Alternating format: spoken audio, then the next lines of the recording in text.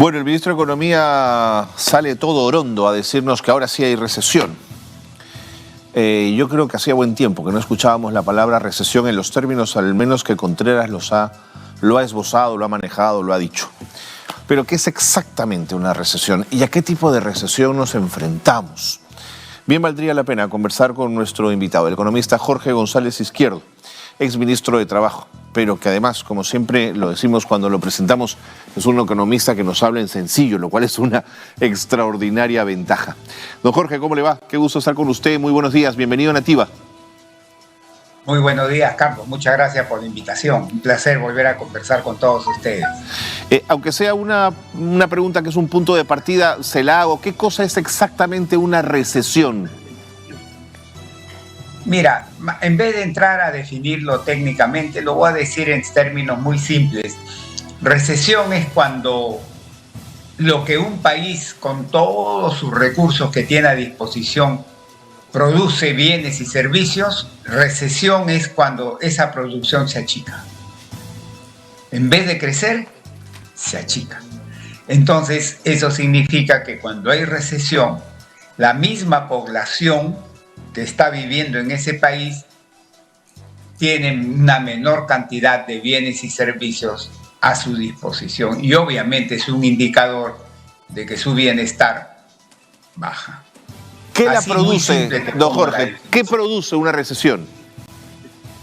En el caso peruano son los siguientes factores, en el caso de nosotros. En primer lugar, son factores climatológicos adversos que te golpean directamente la producción. En el caso nuestro fue el ciclón Yaku primero, que golpeó todo el norte. Luego el fenómeno del Niño costero, que hasta el día de hoy nos está golpeando. Y ahora se viene el Niño global, que ya asumo yo que en un par de semanas nos va a empezar a golpear. Eso te hace que la producción directamente se reduzca. ¿No ves que te afecta las cosechas, te afecta los sembríos, te afecta las carreteras, en fin, te hace que se... El segundo factor, en el caso peruano, ha sido la tremenda inestabilidad política, social e institucional que estamos viviendo desde mediados del 2021. Todo ese periodo hasta el día de hoy, que el gobierno de la señora Dina Boluarte no ha tenido la capacidad de bajarla sustancialmente. Y te afecta, por ejemplo, el gasto privado, sobre todo la inversión privada. La inversión privada, Carlos, amigos, amigas, desde mediados del año pasado hasta el día de hoy, está teniendo crecimientos negativos. O sea, más de un año. Entonces, sin inversión privada, ¿no es cierto? O sea, con crecimientos negativos de inversión privada, no puedes tú pues aspirar a tener un buen crecimiento de la economía y una buena creación de nuevos puestos de trabajo, ¿no? Jorge. Entonces, este segundo factor también está explicando esto. Y hay otros factores, pero bueno, no quiero aburrirlos. Cuéntame. ¿Se sale rápido de una recesión o cuesta salir de una recesión? Yo creo que una recesión como la que estamos viviendo en términos, una recesión normal, digamos, toma su tiempecito en salir. Mira, te cuento algo. En el caso de Estados Unidos, cuando le cayó, en marzo del 2020, le cayó la pandemia de coronavirus, se derrumbó la economía peruana, se derrumbó la economía norteamericana, entró en recesión, pero en 2 meses salió. ¿Por qué? Porque no hubo mayor daño a la infraestructura, a los factores de producción, no hubo mayor daño.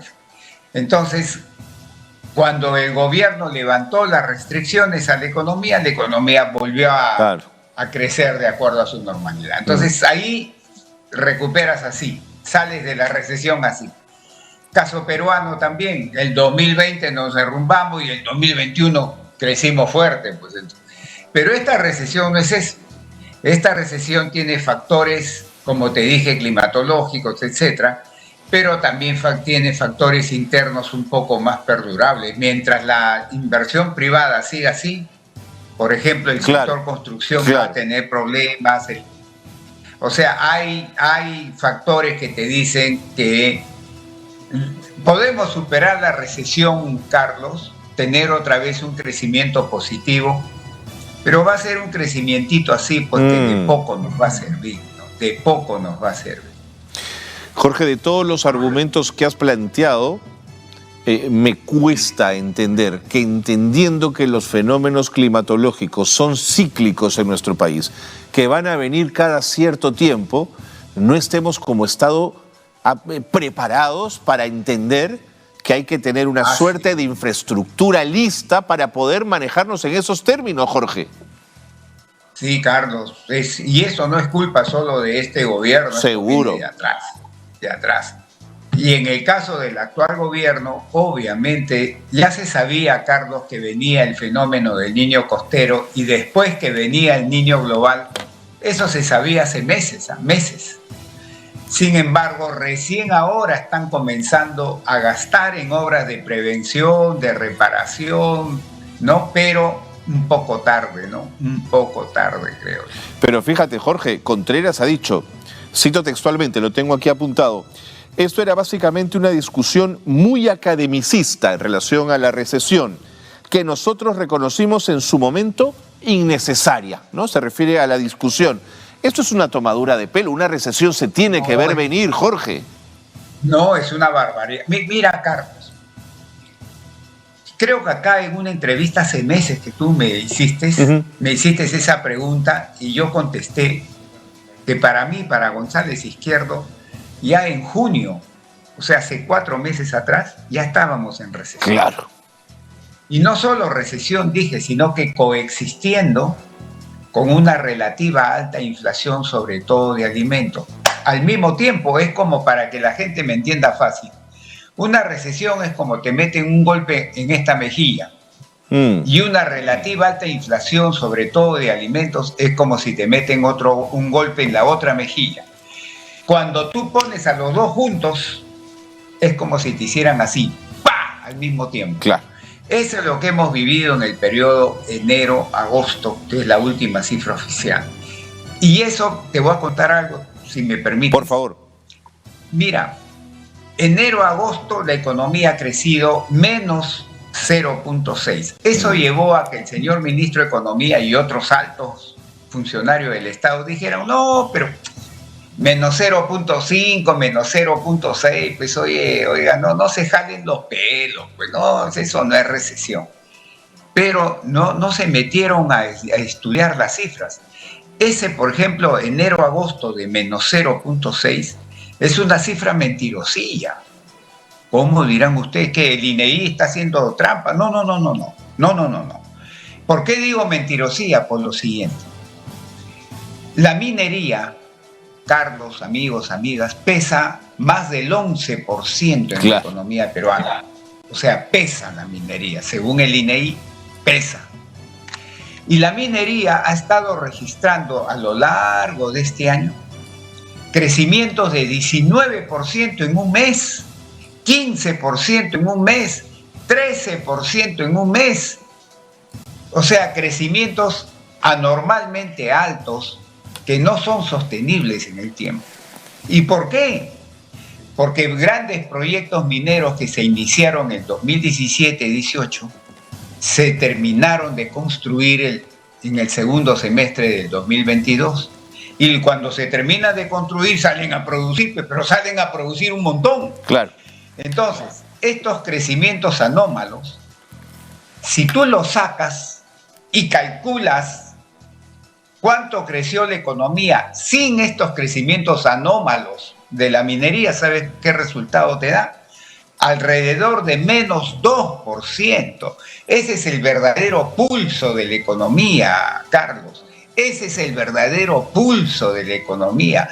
Porque estos tremendos crecimientos anómalos de la minería, que ya han empezado a normalizarse recién, estos tremendos enmascararon, disfrazaron la situación del verdadero pulso de la economía.